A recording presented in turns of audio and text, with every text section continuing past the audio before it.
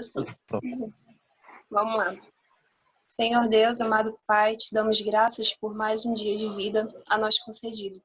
Te agradecemos por todas as bênçãos, por todo o cuidado, por tudo aquilo que o Senhor tem feito em nossas vidas. E também pedimos perdão a Ti por nossas falhas. Nesse momento, nós queremos convidar o Teu Santo Espírito para que se faça presente entre nós e que Ele venha nos dar a devida compreensão a respeito daquilo que será estudado. Por favor, nos ajude, é o que eu te peço e desde já te agradeço. Em nome de Jesus, amém. Amém. Então, galerinha, recapitulando, né? A gente parou no versículo 15, que é a primeira mensagem messiânica, né? A primeira profecia.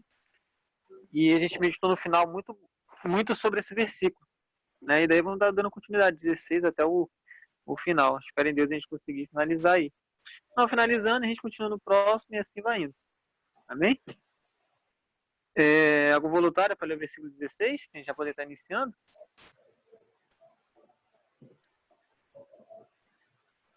Ó, hoje não tem ninguém tímido, hein? Pelo amor de Deus, hein? Só tem 3 pessoas aqui comigo, 4. Então vamos começar a falar aí.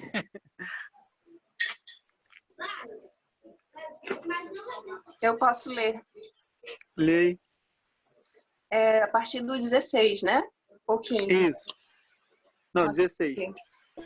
Eu acho que melhor ler o 15 para poder contextualizar. Ok. Porém, inimizade entre você e a mulher, entre a sua descendência e o descendente dela. Este lhe ferirá a cabeça e você lhe ferirá o calcanhar. E a mulher, ele disse, aumentarei em muito os seus sofrimentos na gravidez. Com dor você dará à luz filhos. O seu desejo será para o seu marido e ele a governará. Amém. Pontos polêmicos aí nesse versículo, né? E aí, Isabela, o que você captou ou compreendeu ou tem a falar sobre esse versículo para a gente poder estar explorando um pouco ele? Esqueci que eu desliguei o áudio. Eu comento os próximos, podem comentar esses aí. Tranquilo. Deise acabou de entrar, tá entrando aí. Deise, seja bem-vinda. Graças a Deus o áudio está melhor agora, né? Pode falar, fica à vontade. Deise, rapidinho, só para deixar por dentro, a gente já iniciou, porém está no início, no versículo 16 ainda, tá bom? A Isabela já leu o versículo e agora a gente vai poder estar falando sobre ele.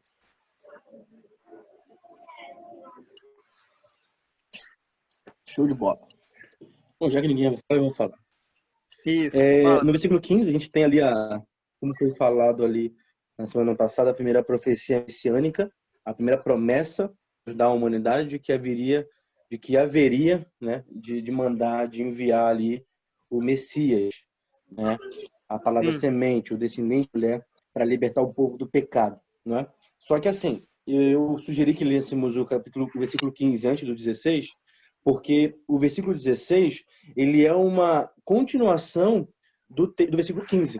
É como se Deus estivesse falando assim para a mulher, olha, você está feliz porque eu estou prometendo isso para você, mas eu quero que você entenda que vai sofrer com dor, vai ter um sofrimento ali. Tanto é que multiplicaria grandemente o seu sofrimento na gravidez. É como se Deus estivesse dizendo para a mulher que, embora ela fosse gerar o filho, o dente dela seria doloroso demais, será difícil. Tanto é que nós vemos esse sofrimento depois, posteriormente, com Sara, que é estéril e que quer muito gerar um filho. Você vê muito com a própria Ana, que é a mãe de Samuel. Também todas as mulheres têm esse âmbito pelo querer físico, querer um filho, e não necessariamente é uma questão física, mas sim psicológica, da questão da expectativa de querer receber o Messias na Terra. Até Maria, por sua vez, também teve essa dor. Não a dor somente física, mas uma dor social, né? De exclusão social. Porque uma mulher... sem querer te cortar, me desculpa. É uma dúvida que sempre surge, né, quando a gente está dando estudo bíblico, pelo menos nas poucas pessoas que eu dei estudo, sempre surgiu essas dúvidas. Quando ele fala, e a mulher disse, né, multiplicar o sofrimento, multiplicarei o sofrimento, multiplicarei sobremodo Uhum. os sofrimentos da tua gravidez. Dá uma margem aqui para a gente entender que ela já teria tido filhos antes do pecado e devido ao pecado passará a ter sofrimento? Eu sei que na Bíblia não fala nada, porém Não. a gente usando nossa imaginação, certo? A gente usando a nossa imaginação conforme a gente está lendo, né? Imaginando como Adão e Eva vivia e como eles vão passar a viver. Eu queria saber a sua opinião, aí depois tu conclui com o teu raciocínio, até te peço desculpa de interromper, e depois no final cada um dá a sua opinião. É um assunto polêmico, não deixa de ser, até para alguma ocasião alguém perguntar ou frisar nesse assunto, a gente tem alguma base, né, para poder estar falando.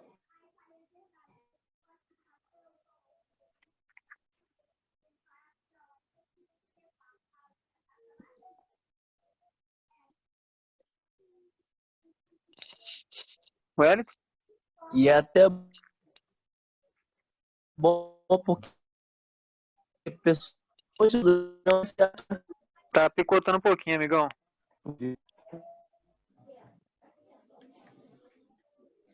Então, Lucas, essa Agora pergunta, foi. ela é feita, de fato, ela é muito feita, muito questionada nos estudos bíblicos, mas assim, porque eu também tinha esse pensamento no passado, e de fato esse pensamento ele existe, e ele é grande, né, grande proporção, muita gente pensa nesse argumento, só que é aquilo, quando eu pego esse versículo 16 e unicamente falo a respeito desse texto, eu quero, dar a margem para você entender dessa maneira. Mas, para você ter uma ideia, se eu pego esse texto unicamente, né, o isolado, e entro tirando todo o contexto. e comparo com o capítulo 4, eu vejo que não é assim. Eu vejo que mesmo que eu tire do contexto do capítulo 3, esse versículo, quando eu vou para o capítulo 4, eu vejo que o primeiro filho de Eva foi Caim, porque a Eva tinha uma expectativa de esperar o Messias, que a gente vai ver mais para frente, eu até comentei contigo lá na igreja. Então, havia essa expectativa muito grande pela chegada do primeiro filho de Caim, certo? Então, isso se eu simplesmente não usar, se eu querer destacar o versículo do contexto. Agora, quando nós colocamos o contexto em cima, nós vamos perceber que esse texto aqui é uma resposta a um possível pensamento da felicidade da Eva em querer receber o Messias. Aquilo que eu estava falando. A Eva ficou feliz. Opa, peraí. Tá vindo uma semente aí, eu vou gerar uma semente, vai vir de mim, né, o Messias. Só que Deus fala, olha, as tuas dores de parto vai ser doloroso essa sua expectativa pelo Messias, né? Vai ter mulheres que vão ter estéril, vai ter essa dificuldade, talvez, do sofrimento mesmo físico. Tanto é que no próprio versículo ele termina assim, ó. E o seu desejo será para o seu marido. E aí seria melhor até enquadrado, mas ele o dominará. Né? Tá no âmbito, tá no contexto desse versículo para dar uma ideia de que a mulher vai sofrer bastante para poder ter esse Messias. Eu não posso encarar esse texto isoladamente para poder falar sobre machismo, por exemplo, e nem para dizer que possivelmente Eva tinha filhos antes do pecado. Que nem eu falei, né? Não tem uma base nem nada dizendo que teve ou que não teve, né? Rola muito aquela questão de quando a pessoa tem muita curiosidade em saber essas coisas, né? Como que eu posso dizer, essas coisas que são, entre aspas, inexplicáveis. A gente tem que entender que, assim, eu, pelo menos, quando eu tinha muito essas dúvidas, eu fiquei só com os achismos, porque, assim, eu penso dessa forma, né?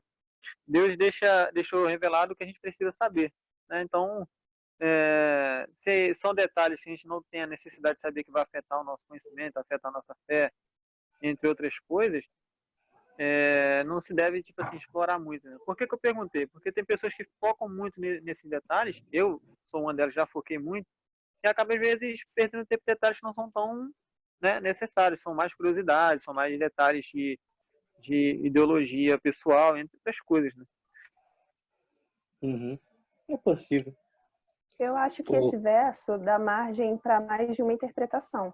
Tipo, Sim. eu acho que essa ideia de que aumentaria o seu sofrimento é tanto uma opção de acreditar que num plano futuro, o que originalmente não aconteceria, no caso, passa a acontecer, né, de haver a dor, e aí numa situação mais, como posso dizer, quando a pessoa dá muita margem à imaginação dela de cogitar que então ela pudesse já ter um filho, mas eu acho que de cara a ideia principal é de que seria uma coisa que aconteceria como consequência do ato, né, da desobediência.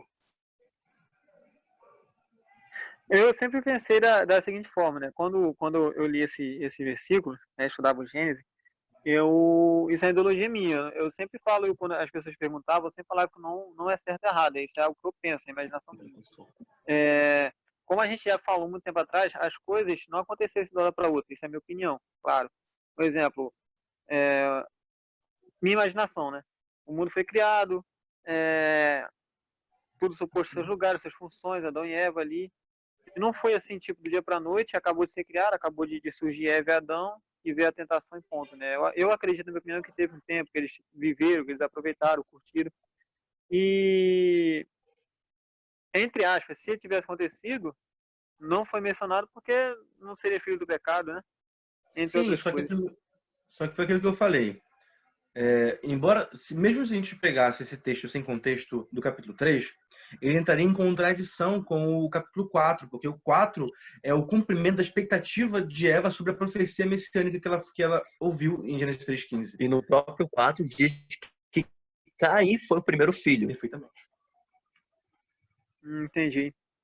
E outra coisa também, já o meu ponto de vista, né? Além de vocês falarem aí, o meu ponto de vista, eu me baseio em que sentido? Foram 3 pessoas, foram 2 pessoas e um ser na sequência do pecado, não foi? 2 pessoas do quê, meu amigo? 2 pessoas e um ser na consequência do pecado.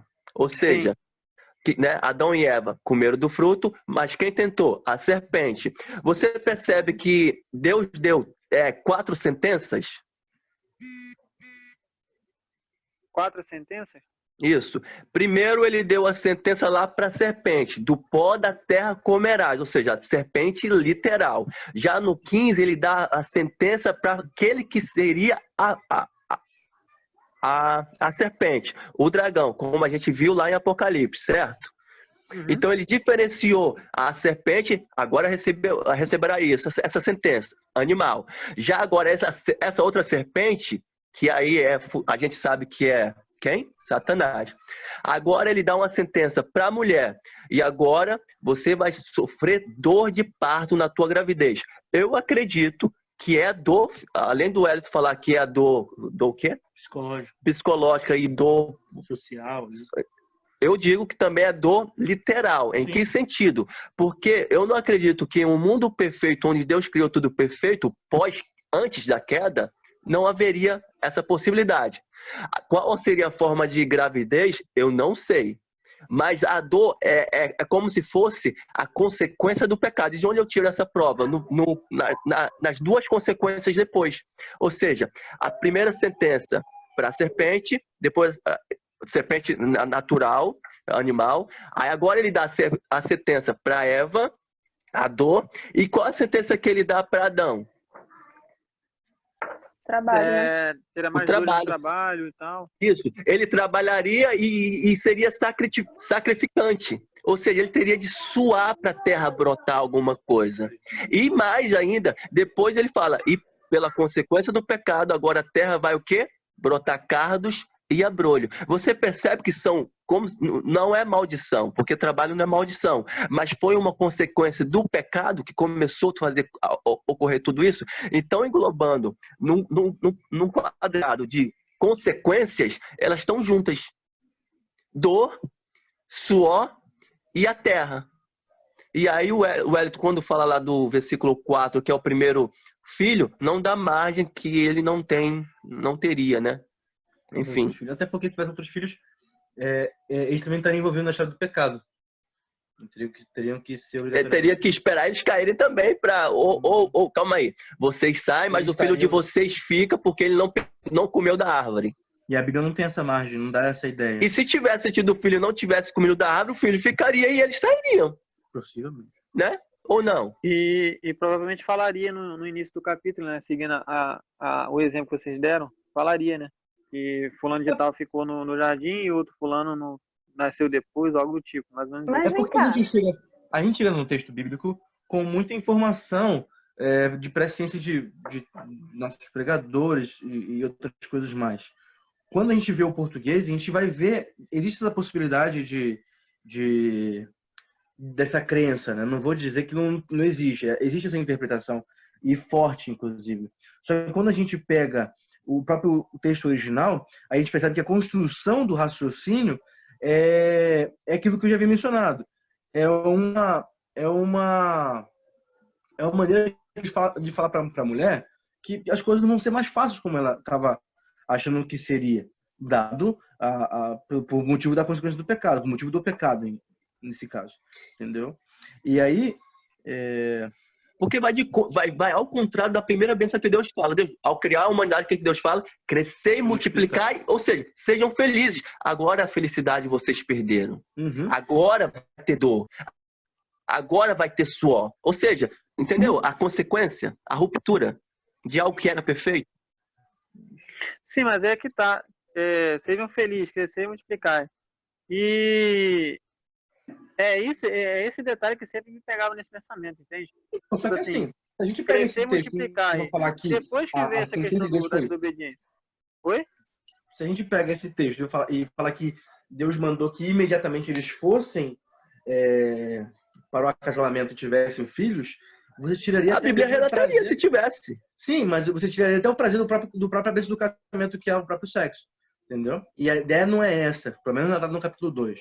Entendeu? Porque um é como se ele já tivesse criado, já tivesse casado, né? Mas a gente só vai ver esse detalhe um pouco mais abrangente no 2, que aí fala a criação do homem com mais detalhe, a criação da mulher com mais detalhe, e como se tivesse instituído o primeiro casamento. Sim.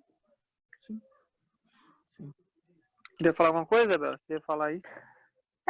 Assim, foi comentado, né, a questão se eles já tivessem filhos antes desses que são mencionados, provavelmente eles teriam ficado e os pais teriam ido embora, né?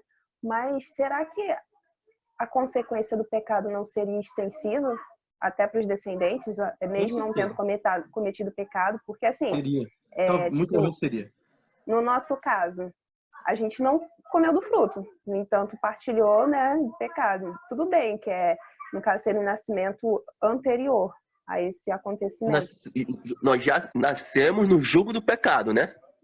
Sim, é isso que eu tô querendo dizer. Foi extensivo pra gente, mas, por exemplo, no caso de eles terem tido esses filhos antes do pecado, será que pelo fato da hereditariedade eles já não herdariam? Não, porque eles não comeram. Então, se tivesse a hipótese que você está levantando de terem... Não, vocês levantaram. Eu só fiquei na dúvida. Se você colocar o argumento de hereditariedade, você vai cair num erro, não num erro, né, mas numa máxima que não existe, porque assim, eles foram criados perfeitos, então uma vez que tiveram filhos na perfeição, os filhos não seriam contaminados pelo pecado, porque o pecado surgiu depois. Agora, existe sim a forte possibilidade deles também receberem uma condenação por um motivo bem simples. Com a idade que você vê que no livro de Gênesis, a gente está colocando só uma suposição, né? O livro de Gênesis é um livro que mostra ali um Deus muito pedagógico. Eu não consigo acreditar, por exemplo, que numa situação onde os filhos pequenos, talvez, Deus afastaria os pais dos filhos, né? Tem essa questão também, separação da família seria meio que um descumprimento ali daquilo que ele criou como instituição, que é o casamento. Mas a gente está colocando só uma suposição, né? A gente não tem como prever uma vez que não tiveram. Agora a questão Mas que tá, uma outra suposição. Vamos lá. Eu acho que a gente está conjecturando muito, está indo longe esse negócio. A última proposição que eu coloco em relação a Adão e Eva. nesse sentido, é claro. Eva pecou e Adão não peca. Como é que deveria ser? Na nossa finita percepção. Se Eva peca e Adão não peca, como é que deveria ser? Eu vou te responder. Ele provavelmente não, na minha opinião, claro, não sofreria consequências. Eu vou te responder com um texto bíblico e um raciocínio. Assim, o primeiro raciocínio. O raciocínio que eu tenho é o seguinte: Deus é todo poderoso para poder fazer infinitamente mais daquilo que nós pensamos e achamos, certo? Ou queremos fazer. A gente conclui que Deus arrumaria um jeito de fazer isso. Agora, para poder fechar esse raciocínio, eu uso o texto. Que jeito é esse? Deuteronômio 29:29. A gente não tem como saber. O que está lá em Deuteronômio 29? Aquilo que é encoberto ao homem, que continua encoberto. Foi aquilo que eu falei no início, né? Deus deixa a gente saber que a gente precisa saber. Sabe de onde é que vem todos esses pensamentos de será que teve filhos, será que não teve filhos? É com o livro de Enoque. O livro de Enoque é que fala sobre os filhos de Deus, que os filhos de Deus conheceram os filhos dos homens e tiveram relações. Ou seja, eles acreditam que esses filhos de Deus eram os filhos de Adão e Eva que não pecaram. Então, quando eles viram os filhos dos homens, que agora seria do pecado, eles desceram para não. Mas é um pensamento completamente antibíblico. A Bíblia não dá base bíblica para isso. E aí outro pensamento que vem já que não tiveram filho, de onde é que veio a esposa de Caim? Mas sabemos que, cronologicamente, a gente já falou isso, acho que lá no primeiro estudo, a gente falou isso. Mas, enfim, a Bíblia é sintética, simples, a gente tem que entender assim. Porque assim, muitas vezes a gente aqui complica, né? É claro que aqui a gente está dando suposições e está dando exemplos, né? E é saudável a gente ter essa suposição, até mesmo quando surgir alguns pensamentos, a gente poder ter argumento, né? Sim, até porque assim, no mundo do evangelismo, vem perguntas de outro mundo. E se você não tiver uma base firme para responder, e até mesmo para poder, entre aspas, argumentar sobre essas ideias, não passa credibilidade, né? E no versículo, na continuidade desse versículo, o que me chamou a atenção também foi: em meio de dores dará a luz a filhos. Então, ou seja, para mim, na minha interpretação, em meio de dores seria em meio o caos que ela não estaria acostumada, né? Que é, no caso, essas dores essas dores do momento do parto e tudo mais. E o versículo que as pessoas confundem muito, né? Que o teu desejo será para o teu marido e ele te governará. Na minha versão está governará. No sentido da Bíblia, eu queria saber a opinião de vocês. O teu desejo será para o teu marido. O que seria isso? A opinião da esposa seria para ele? Seria a mesma? Dentro desse contexto, qual a opinião de vocês? Cara, a primeira coisa que a gente vê quando a gente lê a Bíblia, isso é um argumento que a gente tem que dar de início, porque é importante a gente destacar que a Bíblia ela foi escrita num período diferente, por um povo diferente, numa época diferente, certo? Por uma cultura diferente. Isso. Então, assim, tem muita gente que se depara com uma realidade de que a Bíblia é machista, por exemplo. Só que já foi mais que provado por muitas mulheres teólogas, que especialistas na área, que não é bem assim. A maneira como eu olho para a Bíblia que vai conduzir o meu pensamento para acreditar que aquela mensagem, que esse livro aqui, a Bíblia, ela é machista ou não. Agora, quanto ao versículo 17, o versículo 17, ele fala a respeito de duas coisas, né? Que primeiro, deixa eu achar aqui o texto para poder facilitar a nossa vida. 16, isso. E a mulher disse: multiplicarei sobremodo os sofrimentos da tua gravidez, e em meio às dores dará luz aos teus filhos.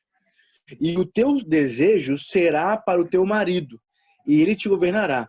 O importante aqui é a gente entender que algumas coisas estão mal colocadas aqui. Por exemplo, no lugar do ponto e vírgula, era melhor colocado... perdão, no lugar do ponto e vírgula ali entre o teu marido e ele te governará, é melhor colocado um mais aqui. Por quê? Porque o desejo do seu marido, você terá o desejo pelo seu marido, pela ajuda dele, mas ele, infelizmente, vai querer te governar. Vai usar o domínio e a guarda que ele deu ao homem e à mulher, lá em Gênesis capítulo 1, versículo 26, 27 e 28, de modo corrupto, de modo ruim. Ao invés de tratar a mulher, a sua cônjuge, o homem também entra aqui, tá? Porque a palavra que está sendo colocada é a palavra Adam. E Adam é uma palavra para o homem completo, homem e mulher. Está se referindo mais a uma ideia de humanidade, de uma certa maneira. É no contexto masculino e feminino, né? Oi? É no contexto masculino e feminino. Isso. E tá se referindo ali que o casal, né? Tanto a mulher quanto o homem podem cair nesse problema de usarem mal o domínio que Deus deu, né, para o seu próprio interesse. Então, basicamente, eu poderia dizer o seguinte: Eva vai sentir desejo pelo homem, né, vai querer a ajuda do homem, e ele não vai querer ajudar. Ele vai querer simplesmente dominá-la como se fosse como domina um animal hoje depois do pecado, certo? E não é bem assim. Assim como a mulher também tem essa consequência. Existe também a possibilidade de acreditar que o homem também vai querer amar a mulher e a mulher vai desejar. Uma mulher vai querer governá-lo, né? Vai querer mandar, vai querer dominar, vai querer impor alguma coisa do qual isso não foi o plano de Deus, né? E aquele outro ponto também, quando Deus cria a mulher, era por necessidade que o homem viu, quando ele estava citando e dando nome aos animais, cada um tinha o seu pai, e ele não achou uma de igual a ele, uma da mesma natureza dele. Ele viu que todo animal tinha, mas para ele não tinha. E quando Deus faz ele dormir e costela dele, cria uma e apresenta para ele, o que ele diz? Ele diz lá, e disse o homem, esta afinal é osso dos meus ossos, versículo 23, 2.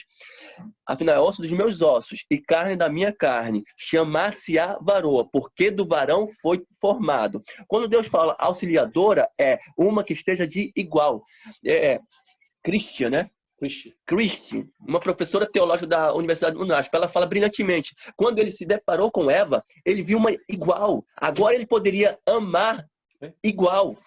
É como se ele estivesse vendo no espelho alguém que fosse igual a ele. Ou seja, de igual respeito, de igual mútuo, e que eles andariam junto. Mas a questão no capítulo que a gente vê a consequência do pecado, a gente vê o seguinte, aquele amor que Adão teve para ela e declarou a primeira poesia bíblica, logo depois do pecado, o que ele fala? Ah, não, Senhor, a mulher... Ou seja, ele deu tanto amor para Eva que comeu o fruto. Mas por que depois esse amor sumiu, desapareceu? Olha a consequência do pecado. Então agora alteraria toda a relação. Toda a relação humana, conjugal, seria deturpada, seria danificada, seria machista ou feminista, seria o caos, tirando Deus da equação.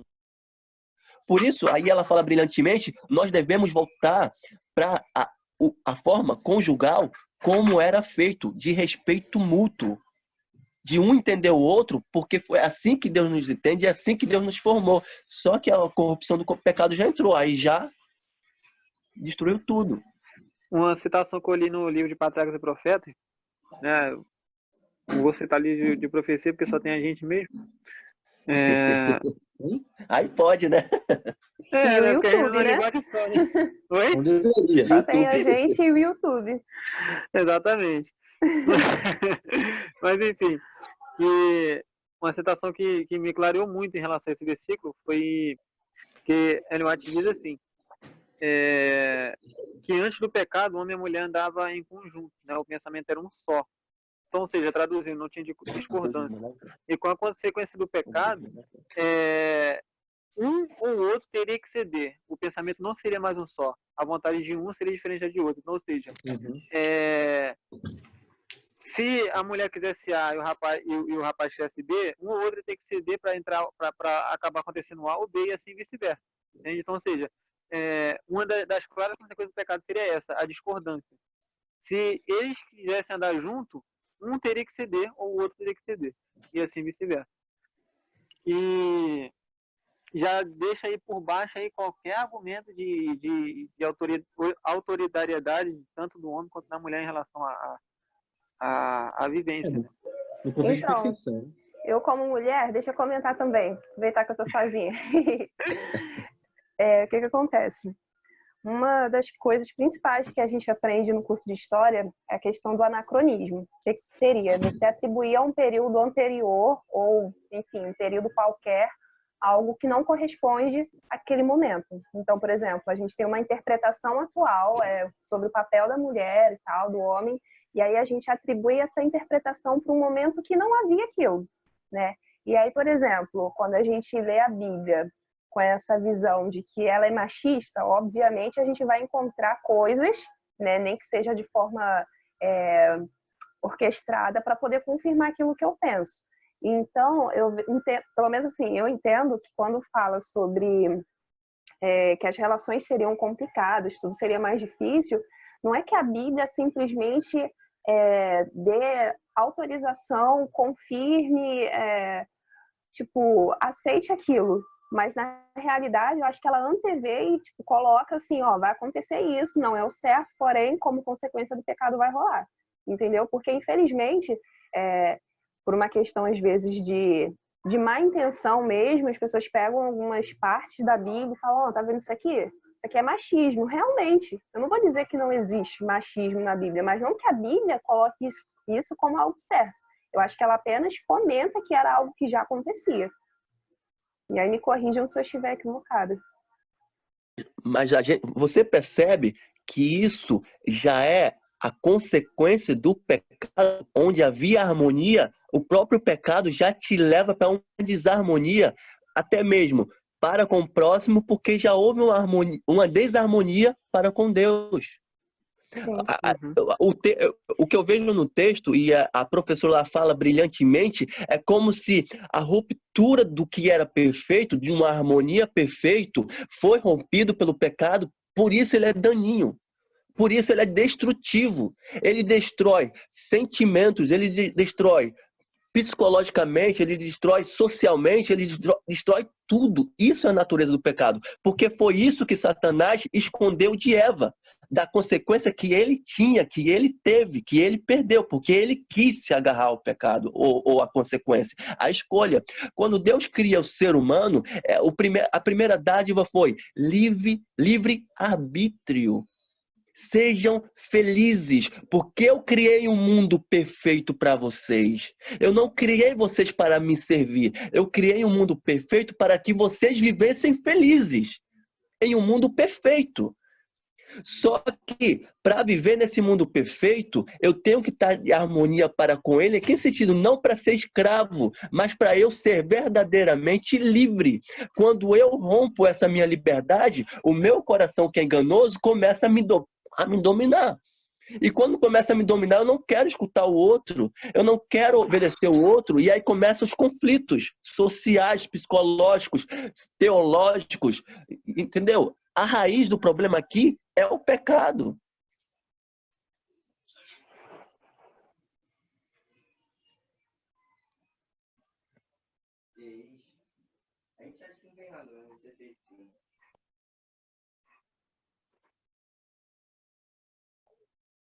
Tá dando pra ouvir nada, gente.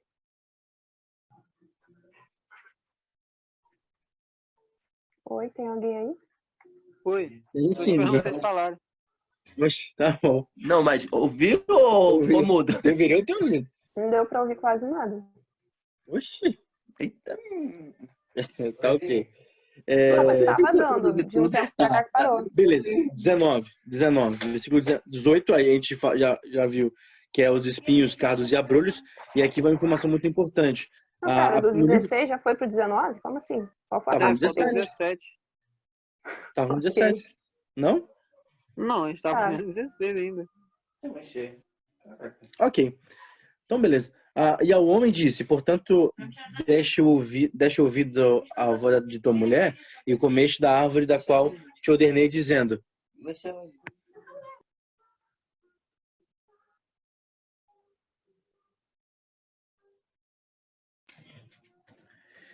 Comeste da árvore que eu te ordenei, dizendo, não comerás dela, maldita és a terra por causa de ti, por doloroso trabalho comerás delas todos os dias da tua vida. Versículo 17.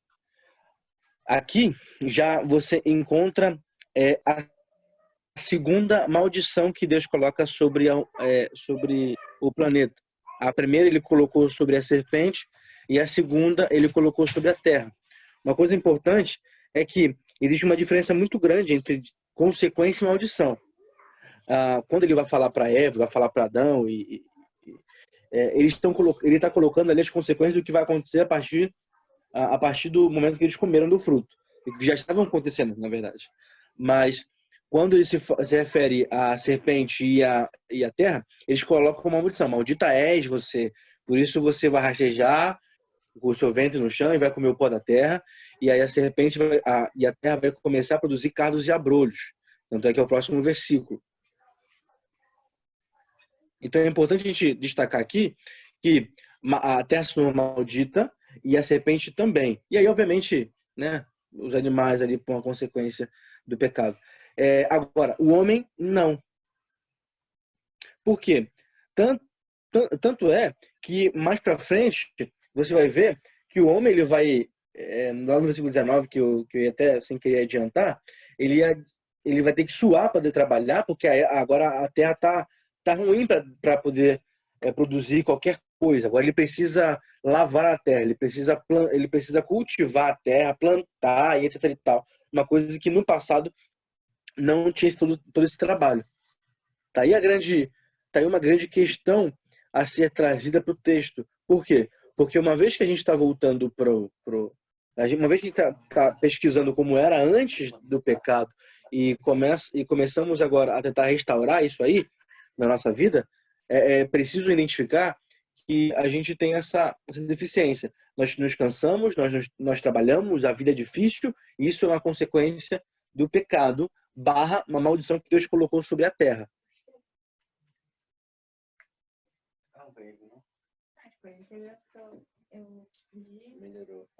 E vocês? Quando fala sobre essa questão da maldição sobre a terra, eu acredito que se refira também à questão ambiental, né? Tipo, não é só pelo trabalho que o homem teria para adquirir o seu alimento. Eu acredito que tem a ver, por exemplo, passa a haver, né? Não sei se é nesse momento, mas enfim, acredito que seja a partir daí a questão da caça. Eu não acredito que antes do pecado o leão fosse carnívoro, né? E aí eu acho que isso se estende, tipo, eu acho que até comenta, né, que o ar passa a ser, já não é tão agradável quanto antes, e enfim. E aí a gente chega nos dias atuais com, tipo, muita poluição, essas paradas assim. Então, só que o próprio texto ele vai dizer pra gente o que está acontecendo. Ele está falando aqui, ó, maldita és a terra por causa de ti. Por doloroso trabalho comerás todos os dias da tua vida. Os espinhos e os cardos, ela te produzirá, e tu comerás da plantação do campo. Então, tem a questão ambiental, sim, de que agora a terra vai ser desarmoniosa, vai começar agora numa espécie de degradação ambiental. Vai acontecer sim. A geleira vai derreter, tem tudo isso em questão, certo? Mas o que a terra produz para a gente também é muito afetado. Tanto é que, assim, a consequência, ele sai da terra e vai falar assim para o homem: agora, homem, visto que a terra, porque maldita é por tua culpa, você vai ter que plantar, você vai ter que colher. E o próprio deixa aqui, ó, do suolo do teu rosto comerás o pão que já amassou, até que tornes ao pó da terra.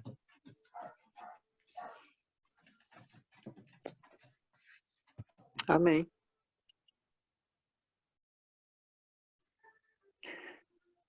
Alguém tem mais alguma coisa a falar desse versículo 17?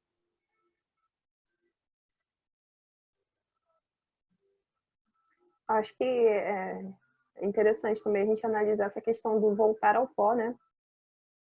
porque a gente sabe que existem muitas interpretações que dizem que você morre, mas aquilo ali não é o fim. Um outro plano, diversas voltas para esse mundo e tal. Acho que isso aqui é algo que a gente poderia comentar. Sim, mas aí tá no versículo 19, né? Se não me engano. No 19. Então, aí Os 18. outros antes. Mas acho que o 18 já foi comentado, ó. Ela produzirá também espinhos e ervas daninhas e você comerá a erva do campo.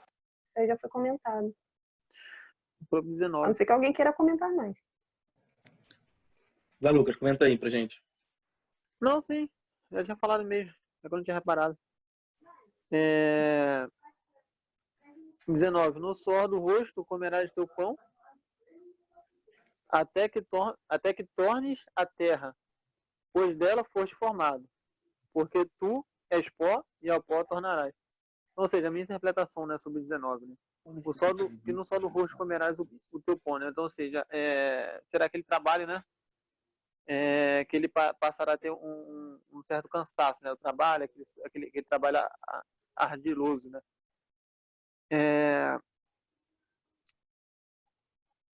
E a questão do pó é o tradicional que a gente conhece. A gente veio do pó e vai passar a morrer por causa da consequência do pecado e vai voltar pro pó de novo. Uma Essa é a coisa que minha eu achei visão que... do 19. Olha a pretensão da pessoa, né? Querer dizer o que deveria estar na Bíblia, mas eu acho que seria interessante se comentasse, né? Tipo, o teu corpo vai voltar pro pó e o espírito, fôlego, né? Voltar a Deus, conforme acho que Eclesiastes menciona. Porque aqui, tipo, reduz bem. Tipo, vai voltar pro pó, acabou, né? Mais pra frente que a gente vê outras passagens que meio que comentam um pouco mais a respeito disso.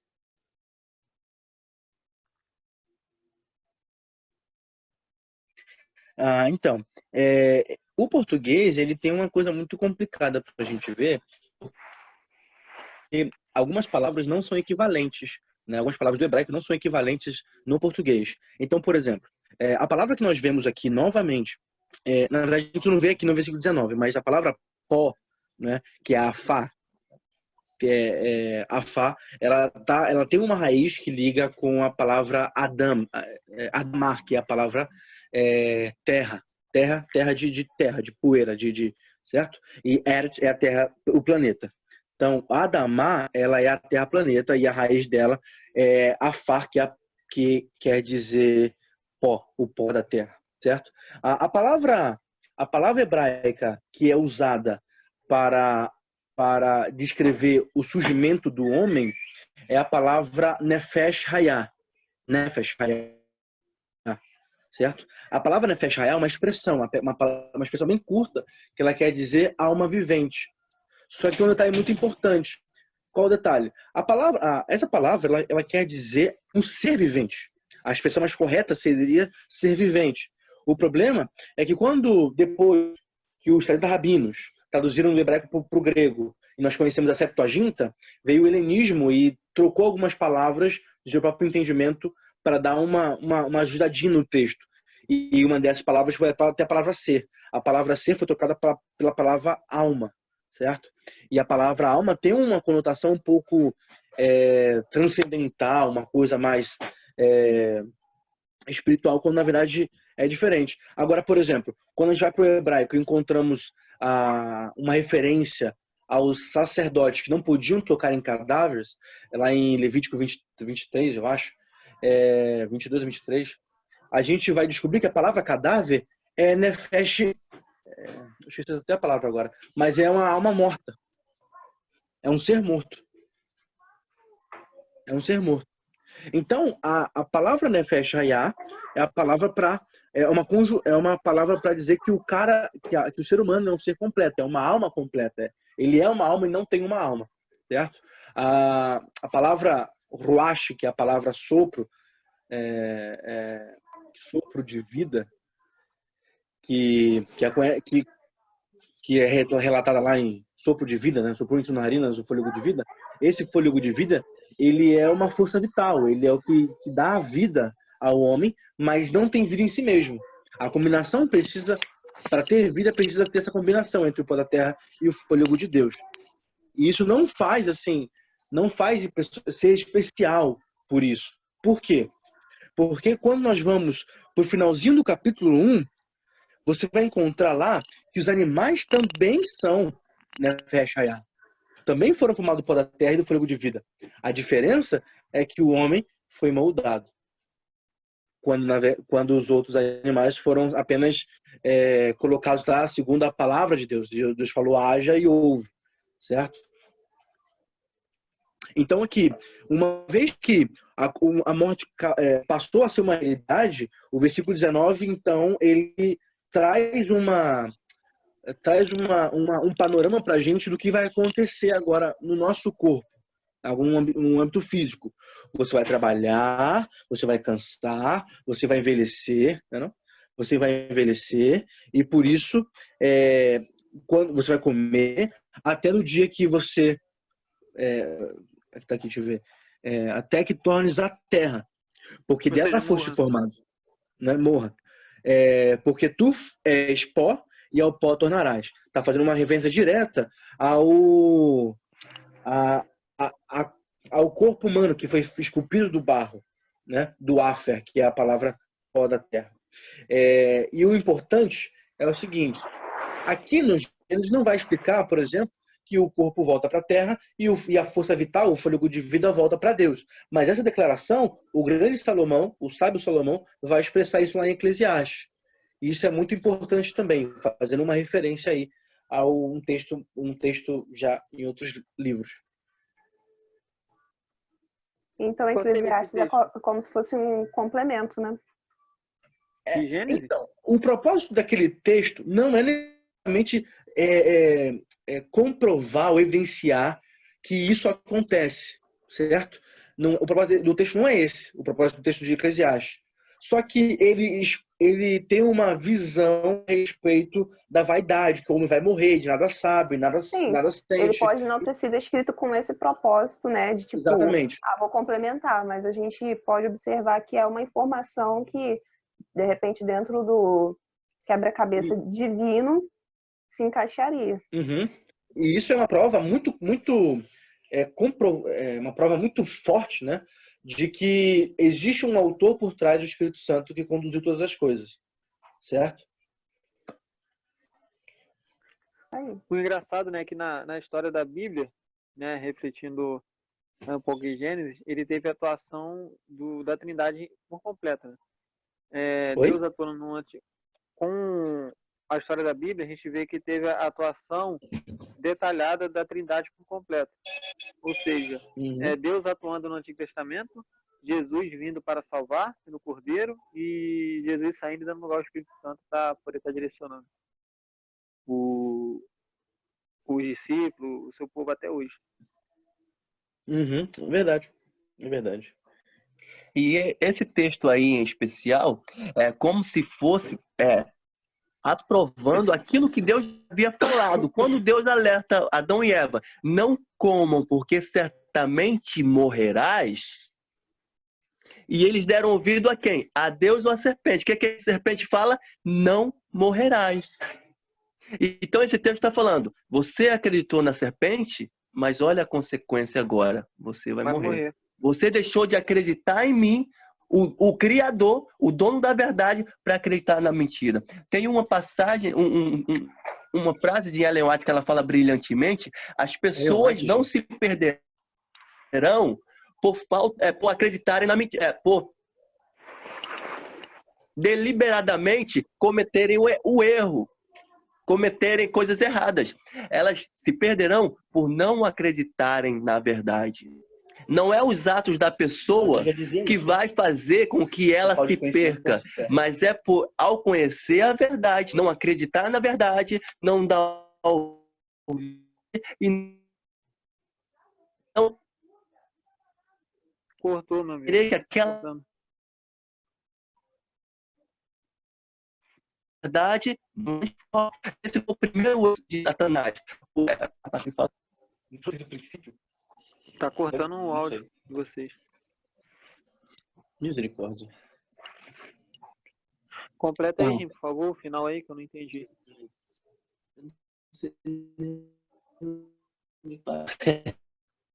Tá picotando de novo. Onde parou? Onde você entendeu? Misericórdia, Deus. Foi o final. Foi o final.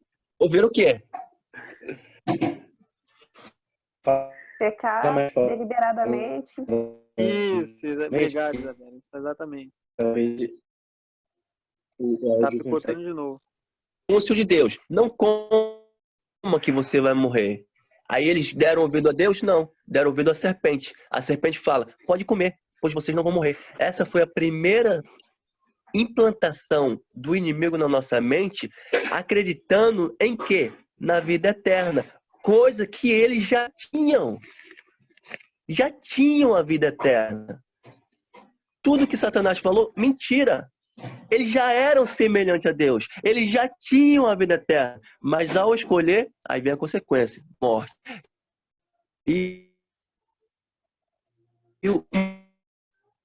Picotou de novo. Picotou de novo. Providencial. O que a Bíblia fala?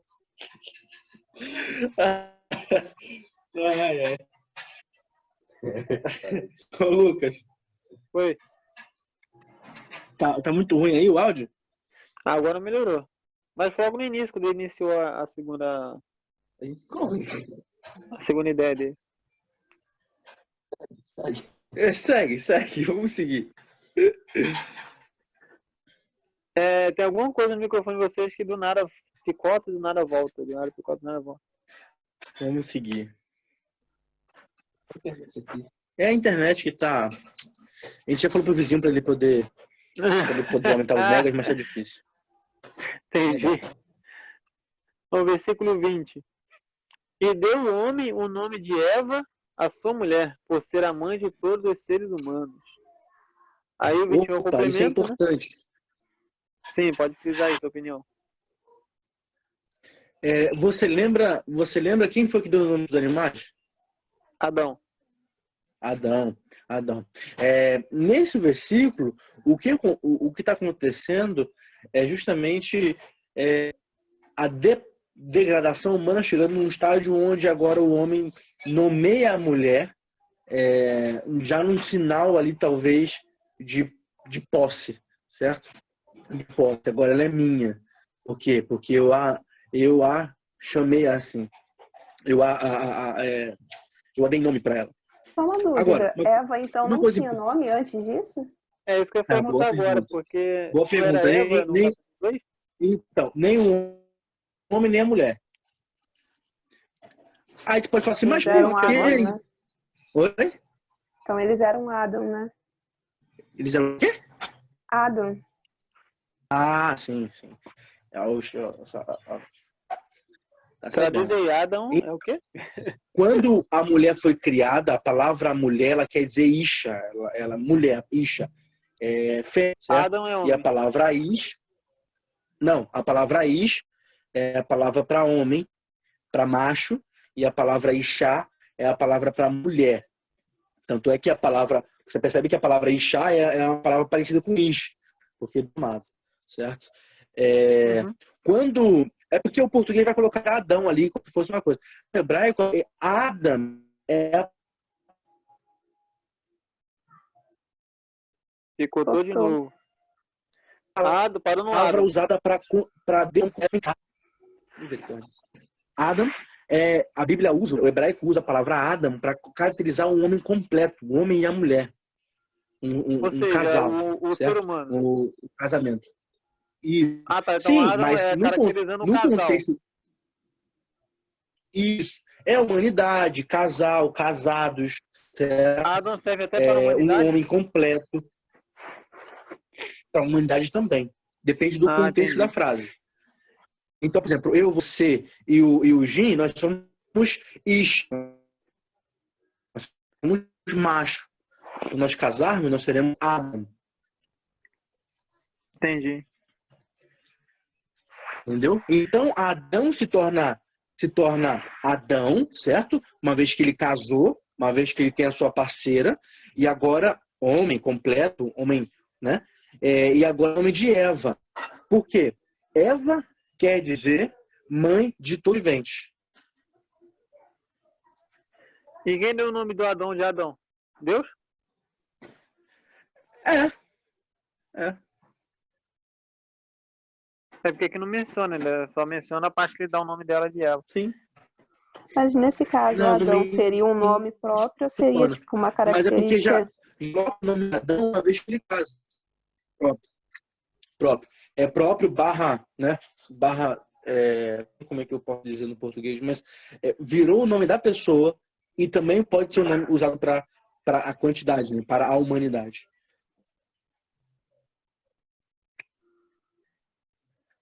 A humanidade você fala masculina, né? A humanidade... Então, virou o nome do primeiro homem da Terra, Adão, e também um nome usado para falar da humanidade, do casal. É igual manga para camisa e manga para roupa. Para Entendi. Engraçado esse detalhe, eu nunca imaginava. Eu achava que Eva era sempre Eva desde o casamento. Eva ganhou esse nome porque era mãe de todos. E uma coisa curiosa é que Adão, a palavra Adão, né, além da, assim, no que diz respeito ao nome próprio, o nome de Adão, o nome do homem, ele quer dizer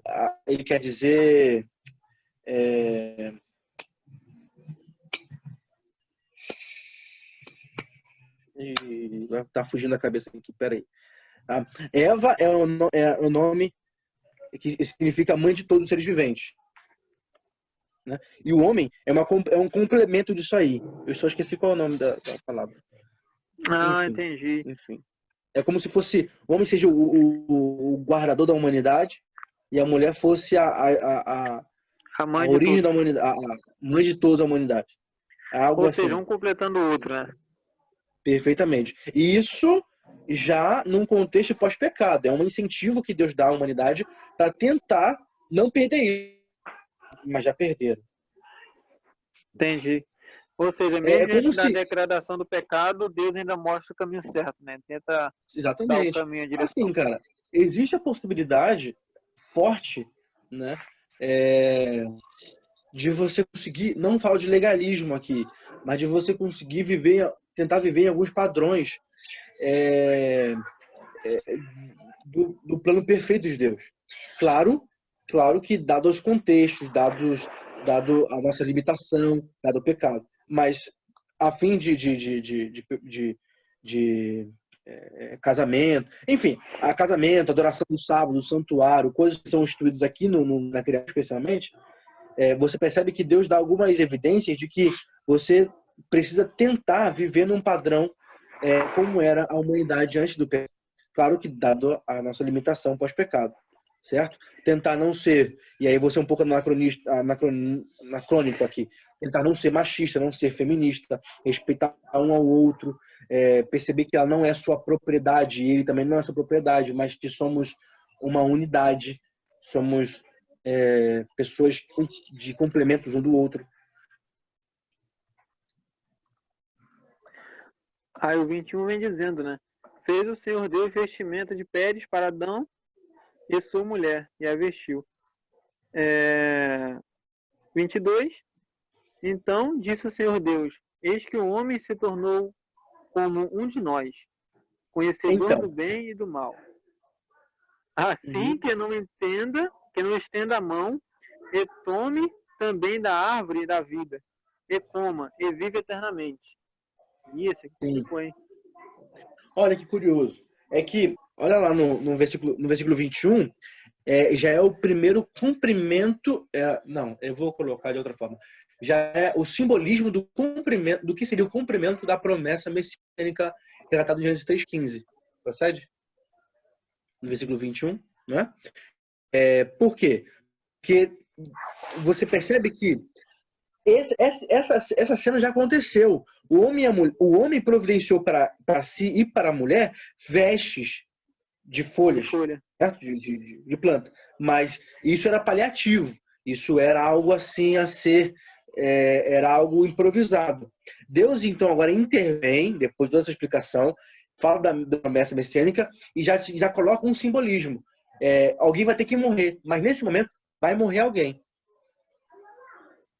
que é o animal de qual nós tiramos a pele.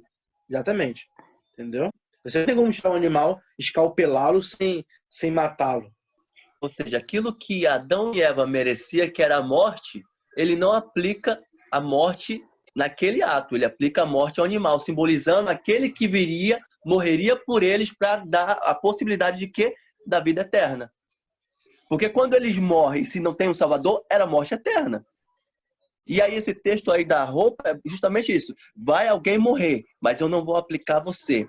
Você vai morrer? Vai morrer, mas não a morte eterna. Vai ser a morte física, aguardando a esperança no Salvador que viria, morreria por você, pagaria o preço para te resgatar e te dar de novo a liberdade que você deliberadamente a perdeu ao dar ouvido à mentira.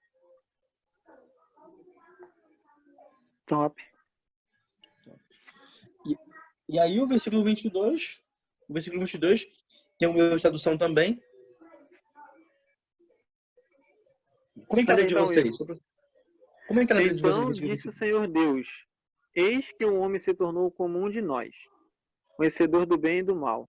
Assim que não estenda a mão e tome também da árvore da vida, e coma, e vive eternamente. E como é que tá o teu, Bel? Desculpa, gente. Qual é o verso? 22? 22. Então o Senhor Deus disse: Eis que o homem se tornou como um de nós, conhecedor do bem e do mal. É preciso impedir que estenda a mão, tome também da árvore da vida, coma e viva eternamente. Esse texto, ele foi construído com um erro de tradução, logo no início dele. O verbo ar, né, ou raiar, né, ele é um verbo que está no passado, certo? Então, eis que o homem se tornou como nós, é uma tradução errada, porque o verbo tem que estar no passado. Eis que o homem era como um de nós. É melhor escrito assim. Ele foi feito à imagem e semelhança de Deus. Lembra quando eu falei para vocês da questão da serpente ser sagaz, e quando então o homem e a mulher se tornaram, abriram seus olhos, não se tornaram como Deus, mas estiveram nus, e a palavra nu é o mesmo som da palavra sagaz? Eu comentei isso com vocês na semana passada, eu acho. Sim, comentou. Foi nesse momento em que eles perderam a credencial de conhecedores do bem e do mal, assim como Deus. Então Deus está anunciando ali para a sua trindade, né, ali para o mundo, né, vamos colocar assim, que eis que o homem era como um de nós. E por essa razão, para que ele não pegue do fruto da vida eterna e continue perpetuando, pecador eterno, exatamente, ele precisa ser retirado do Éden. Agora você vê aí, é um ato de misericórdia de Deus para a própria humanidade. Já imaginou um pecador que mata e vai matar eternamente? Que faz atrocidade eternamente? Foi um ato até nisso, de misericórdia e graça, quando Deus dá o limite para até mesmo o ser humano que vai continuar pecando, vai continuar matando, vai continuar adulterando, vai continuar fazendo as práticas que o nosso coração deseja. E esse limite é para impor o limite até mesmo para o ser humano. Você vai chegar ao seu limite e vai morrer. Um ato de misericórdia. Eu não vejo isso aí como uma punição, entendeu? É um ato de misericórdia. E aí ele tira eles do jardim do Éden para que não esticassem e pegassem da vida.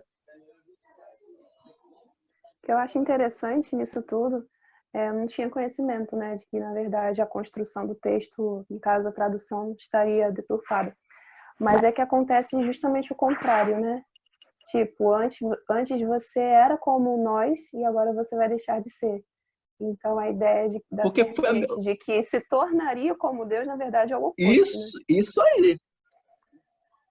Você percebe que a proposta da serpente, eu acho muito curiosa, e vale a pena, nesse momento, voltar um pouquinho lá no texto, no início do capítulo 3. Por quê? Você percebe que a proposta da serpente era fazer com que a humanidade que comer se tornasse como Deus. A proposta era essa. Sabemos que eles já eram como Deus, mas a proposta da serpente era essa. E você percebe que a conclusão do texto é: eles comeram, teve toda essa narrativa, e agora eles deixam de ser. Porque ao invés, comprovando que a serpente falou uma mentira. Eu imagino Ao que a dor de invés Adão de e Eva ouvir a tenha verdade, ouvir a mentira. Eu imagino que a dor que eles tenham sentido tenha sido tremenda, né? Porque eles julgavam, quer dizer, ela julgava que estaria numa condição melhor e, na verdade, se torna uma condição extremamente pior. Sim, sim. Mas não é até hoje isso que acontece com a gente? Com a humanidade? Todo dia. Todo dia. É a intenção, não, mas você fazendo isso, você fazendo as suas escolhas, você vai colocar, não vai permitir que outros te pisem, que outros não sei o quê. Ou seja, o pensamento que vai embutindo na nossa mente de termos o controle, mas se o nosso coração é ligeiramente corrupto, e quem entenderá? Se eu não entendo meu coração, estamos lascados, filho. Se O grande entrar lance nesse do pensamento. pecado, acho que o grande lance do pecado é justamente isso, né? Aparentemente ele é vantajoso. Aparentemente ele é sugestivo, ele dá a entender que você vai lucrar.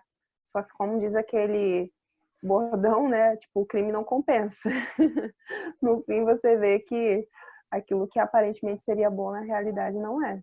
Nós lucramos com prazer, porque o pecado é prazeroso. Mas Porém, é um a prazer consequência momentâneo, do né? estado de vazio Momentâneo, paliativo. é paliativa, é momentânea. É só naquele momento. Depois, quando você vê, não valeu a pena. O prazer não foi proporcional à perda.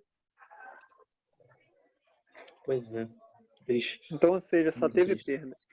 Só teve perda. E assim, gente, eu vou até ser um pouco mais ousado, e pela primeira vez eu vou usar Ellen White. É possível que nesse momento Ellen White não, os personagens envolvidos não tenham tido a dimensão da desgraça que estava acontecendo, né? Com a morte do animal, eles caíram a ficha. Quando eles teve esse anúncio de que ele não era mais como um homem, teve mais uma ficha caindo. E agora, quando eles foram expulsos do Éden, e o texto é bem claro dizer que eles foram expulsos do Éden para lavrar a terra, quer dizer, o jardim do Éden estava imaculado, certo? Aí caiu a ficha mais ainda. Eu estava no paraíso e agora eu perdi tudo. Eu perdi tudo. E a própria Ellen White no livro, se eu não me engano, no próprio Patriarcas e Profetas fala que a sensação que ele teve de fazer o primeiro sacrifício a Deus, matar o animal, tirar a vida, o fato dele somente olhar a folha caindo da árvore apodrecendo, ficando seca, foi um sentimento de tristeza profunda. Porque aí, continuando com o que ela estava falando, né? A ficha foi caindo, ele foi vendo e foi começando a entender a dimensão do pecado. Eu vou mais além. No mesmo capítulo fala que ele levou suas gerações e gerações na porta do jardim e contou toda a história para que as suas gerações seguissem os mandamentos de Deus, para que eles não morressem eternamente. Mas Adão, ele viu o seu povo decaindo. Ele viu ele ainda enxergou a sua geração, alguns indo pelo caminho que Deus propôs e alguns indo pelo caminho que achava certo. E a tristeza deve ter sido maior ainda. Sim, eu vou ser um pouco mais drástico. Eu vou cometer um mini anacronismo aqui. Imagina para você que era perfeito ver um futuro próximo, que a gente vai ver no capítulo 4, o seu filho morrendo. Exatamente. Pelo irmão. Embora... Pior ainda. Não, morrendo pelo próprio irmão, né? Acho que isso é pior. Sim. E você percebe que... Fala. Engraçado que a história dos nossos primeiros pais é como se fosse um spoiler do que acontece até hoje, né? Porque, por exemplo, a pessoa mais experiente que já trilhou um caminho, que percebeu que não vale a pena, tenta alertar os que estão indo na mesma direção. Não vai por aí, esse caminho não é bom. Então, exatamente. É engraçado. A história se repete, você pode ver. Sabe um exemplo que eu acho muito bacana? Quando a gente pega esses heróis, né, do Antigo Testamento, né? A gente vem por José, Moisés, aí vem Saul, Davi, assim vai indo. O povo se revolta, esquece de Deus, Deus manda o libertador. Aí o povo se encaminha. O povo vai, se degrada de novo, aí Deus vai e manda o libertador. Aí vai, o povo vai e pede um rei. Aí Deus vai e coloca um rei. Mesmo assim o povo se esquece. E aquele próprio rei fugido se revolta. E assim vai indo. A história se repete, se repete, se repete. Só muda personagem. Só personagem. Os mesmos milagres que aconteceram no passado acontecem hoje, as pessoas não percebem. E por aí vai indo. E o interessante de estudar esses personagens é justamente isso. Você perceber o ciclo de erro que sempre é cometido e é o mesmo ciclo de erro que hoje eu cometo. Então, Exatamente. se eu começo a estudar o ciclo de erro que eles cometem, eu começo a ver o meu ciclo de erro que é igual e com a orientação de Deus, eu começo a fazer o quê? Não é prevenir, mas começar a colocar o foco naquilo que é verdade. Deus, o foco nele. Amar o Senhor teu Deus de todo o teu coração, de todo o teu entendimento, de todas as tuas forças, de todo o teu coração. Quando isso começa a acontecer, ele vai nos libertando de nós mesmos. E uma vez que ele vai nos libertando de nós mesmos, nós vamos começando a ter o controle da decisão de que antes o meu corpo me levava para o pecado. Agora ele já me libertou do pecado e agora ele quer me instruir, pautado e firmado nele, a tomar as decisões com ele, de liberdade, e já não mais preso àquilo que era antes. Eu acho que esse aspecto que você levantou é muito relevante, Jim. Estava até lembrando de uma situação, não sei se vocês estão sabendo, de uma jovem que denunciou, né, de certa forma. Ela foi para as redes sociais para poder falar sobre o manual que foi oferecido no curso de noivos, que segundo ela, Ellen White endossa abusos dentro do casamento, tá, uma série de coisas. Enfim, e eu vejo que isso é muito a partir de uma perspectiva, digamos que liberal, digamos assim, né? Não que Ellen White não tenha falado coisas que para o dia de hoje não se aplique, mas acho interessante que atualmente sempre existiu, né? Mas talvez agora esteja um pouco mais.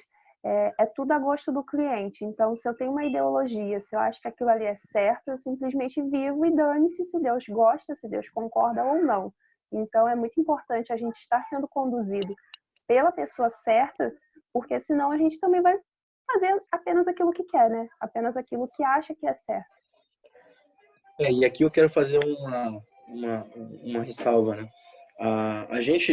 Eu acho muito relevante o que a gente está fazendo agora do estudo bíblico a respeito das escrituras, a respeito das passagens, da minúcia de cada versículo. Por quê? Porque a gente primeiro precisa ter a humildade em buscar a Deus e usar a Bíblia como essa luz que ilumina o caminho. O problema é que a gente, como eu falei no início, a gente tem um pressuposto, a gente tem uma presciência e quando chegamos para a Bíblia, chegamos a ela, nós agora usamos ela para endossar os nossos ideais, quando na verdade é o contrário, a Bíblia deveria transformar a nossa vida.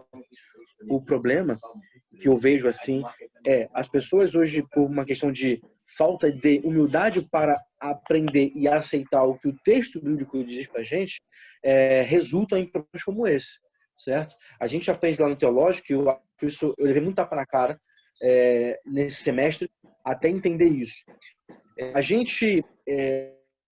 Nós chega no seminário, quando chegamos no seminário, temos a ideia de que, bom, lá é um lugar perfeito, lá é um lugar assim, um pedacinho do Éden, lá eu vou aprender sobre Deus, então eu estou assegurado de que Deus vai me ouvir, né, algo do tipo. Só que na verdade, eu descobri que lá é um lugar que eu preciso mais ainda ter humildade e ter uma consagração mais consolidada porque lá é difícil de manter-se fiel. O problema é que as pessoas têm esse pressuposto de colocar toda a sua confiança em coisas, em lugares, em objetos, em situações, em momentos, em escolas, faculdades. Quando a gente percebe que, na verdade, tudo isso mais nos afastam dele do que nos aproxima. Tudo isso por quê? Porque nós queremos condicionar Deus às nossas realidades, à nossa mentalidade, aos nossos esforços. E é o contrário disso, né? A gente tem um negócio chamado estudo teotrompológico, acho que é assim que se fala. onde a gente estuda sobre a presença, a pessoa de Deus.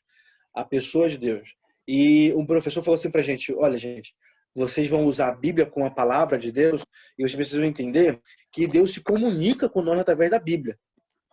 Tem muita gente que fala assim, ó, olha, muita adventista que faz isso, que pega a Bíblia e fala, olha, a Bíblia falou isso para mim e por essa razão eu vou orar para Deus para ver se é isso mesmo que ele quer me falar.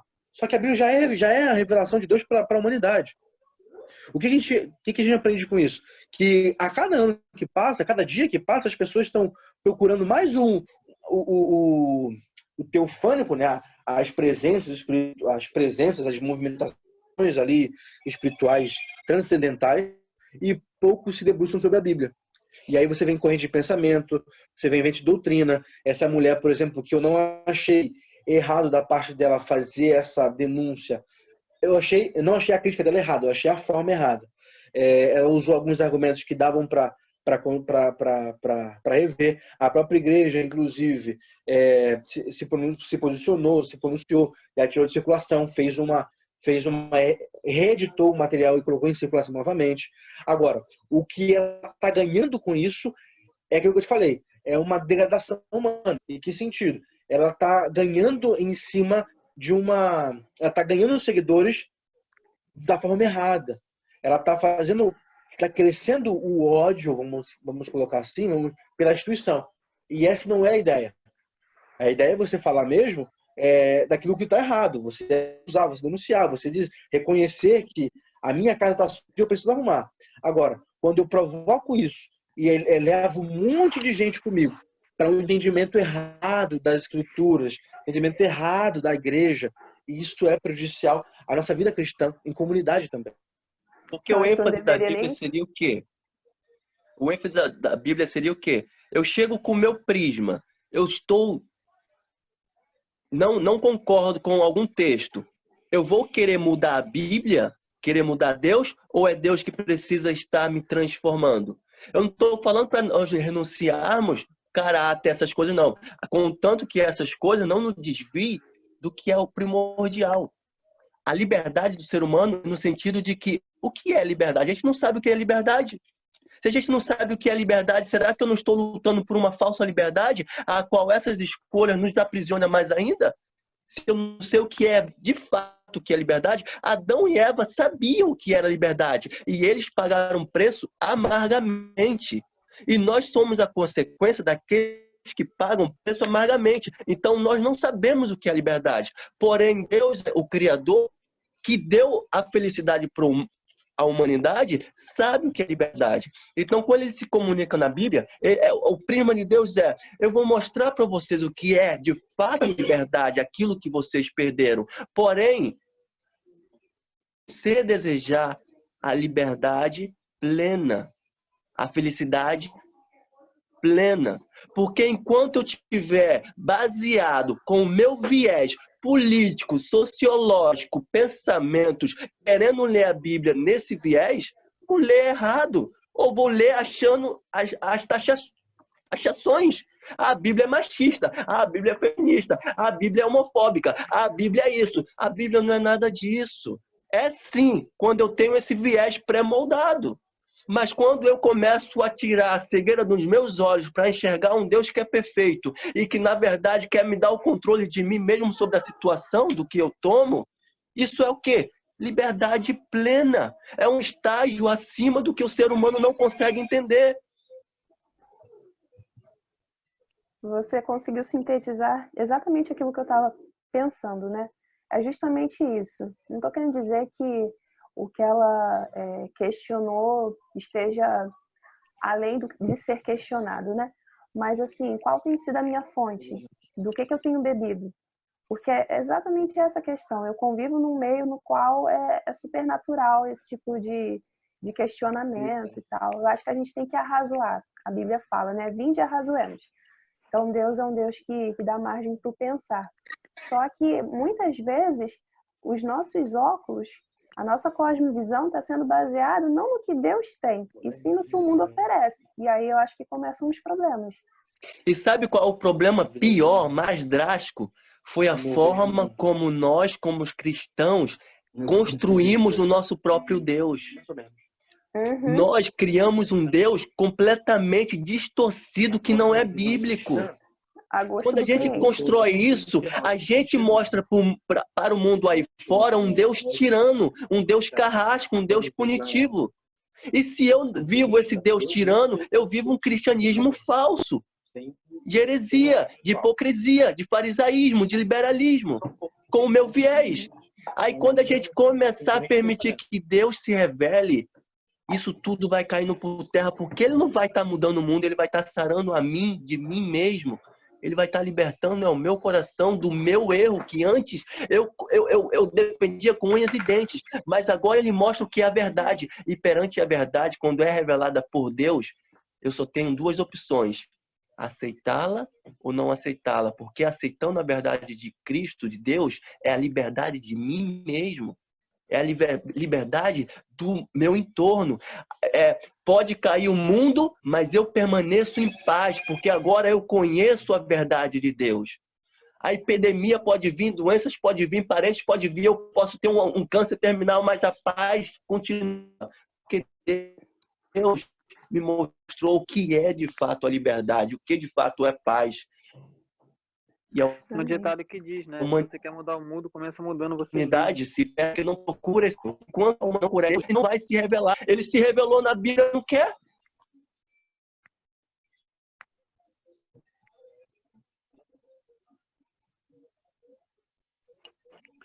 Amém. E o versículo 23 e 24 é o complemento, né? O Senhor Deus, por isso, lançou fora o jardim do Éden, a fim de lavrar a terra que for tomado. E o 24, expulso o homem, colocou querubins ao oriente do jardim do Éden e o refugiou de uma espada que se revolvia para guardar o caminho da árvore da vida. Então aqui eu acredito que quando fala, né, o homem, né, expulsou o homem, já é no sentido ser humano, né? Adão e Eva juntos. Uhum. Pessoal, eu queria até incentivar vocês a fazer um exercício chamado intertextualidade. A primeira vez que aparece a palavra querubim é aqui no capítulo 3, versículo 24. E tem um significado muito especial. Não vai dar tempo de falar sobre isso aqui agora e tal, mas tem um significado muito especial. Por quê? Porque no futuro, a gente percebe que Satanás era um querubim da guarda. E ele estava no Éden. E agora ele foi expulso do Éden junto com o pessoal. E ele coloca um querubim também no Éden. Né? Para quase como se fosse substituição. Aquele que deveria guardar. Entendeu? Isso é simplório, mas se você tem uma ideia de como é que a palavra de Deus, quando a gente tem essa humildade para ver o texto com calma e tal, ela se abre para a gente, sabe? A gente fica saciado com o que a palavra de Deus tem para dizer para a gente. E desculpa qualquer coisa, tá, gente? Mas a gente precisa estudar mais as Escrituras, a gente precisa estudar bem a Bíblia, porque não pelos argumentos que surgem por aí, argumentos infundados, fundados, argumentos anticriacionistas e tal, mas a cada vez que eu estudo, quanto mais eu estudo, mais próximo, mais parecido eu fico do autor. Amém. Então é isso, meus amigos. Alguém tem mais alguma coisa a declarar? Ele está finalizando. Não. Semana que vem é o 4, né? Isso, eu tava pensando em 4. O que vocês acham? Eu vi a opinião de todos aí. Sim, 4. Oi? Não entendi. Eu vou só... O que você acha do próximo estudo do seu Gênesis 4? Sim. Concordo. Gin? Beleza. Tamo junto. Eu tenho um aviso. Pode talvez falar, semana que vem eu talvez não consiga entrar. Talvez. Porque hoje é o meu último... Foi. Finalizou. Remanescente aí. Então vamos lá. Oração. Fala pra gente aí, velho. Eu? Ok. Oremos. Não preferi. Poderoso Deus, Deus do Pai, queremos te agradecer, Senhor Deus, porque mais uma vez o Senhor nos concedeu a oportunidade de estarmos aqui reunidos através deste aplicativo, falando da tua palavra. Senhor Deus, queremos, Senhor Deus, que essas mensagens, essas contribuições que nós demos aqui, os argumentos, a maneira como nós olhamos para o texto, que elas invadam o nosso coração e ela possa transformar o mesmo. Nosso coração é enganoso, por isso queremos constantemente fazer a oração que Davi fez. Senhor, cria em nós um coração novo e renova, Senhor Deus, o Espírito inabalável. Porque nós carecemos da tua misericórdia, nós carecemos da tua graça. Por essa razão, ao olharmos para a Bíblia, nos dê mais informação de quem o Senhor é, para que então possamos ser mais parecidos com o Senhor. Fique conosco, Pai querido. Obrigado pelas bênçãos que são derramadas constantemente sobre nós. Em nome de Jesus choramos. Amém. Amém. Valeu, meus amigos. Até a próxima. Grande abraço a todos. Tchau, tchau. Bye, bye. Valeu.